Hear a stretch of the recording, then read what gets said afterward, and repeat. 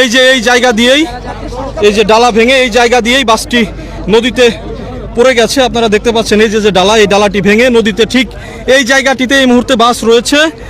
আপনারা দেখতে পাচ্ছেন এরই মধ্যে উদ্ধারকারী জাহাজ হামজা এখানে চলে এসেছে,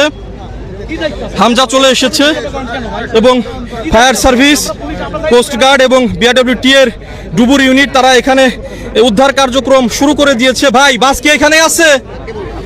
ফায়ার সার্ভিসের যারা ডুবুর ইউনিটের সদস্যরা আছেন তারা বলছেন যে বাসটি এখনো পর্যন্ত এখানেই আছে।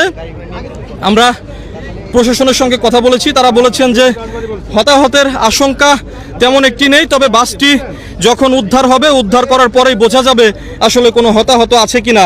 আপনারা জানেন গত 25শে মার্চ এরকম একটি ঘটনা ঘটে দৌলতদিয়ার 3 নম্বর ফেরিঘাটে একটি বাস ডুবে যায় এবং সেই ঘটনায় 26 জনের প্রাণহানির ঘটনা ঘটেছিল। আজকেই এই দৌলতদিয়ার এই 7 নম্বর ফেরিঘাটে একই দুর্ঘটনার পুনরাবৃত্তি ঘটলো। এই যে ফেরি করবি, এই ফেরি করবি থেকেই যাত্রীবাহী বাসটি নদীতে ডুবে যায় এবং নদীর মধ্যে এখনো বাসটি আছে। আপনারা দেখতে পাচ্ছেন উৎসুক জনতা এখানে ভিড় করেছেন, প্রশাসনের লোকজনও এখানে আছেন।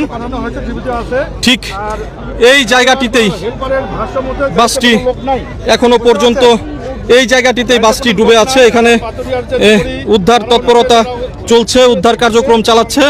আপনারা দেখতে পাচ্ছেন উদ্ধারকারী জাহাজ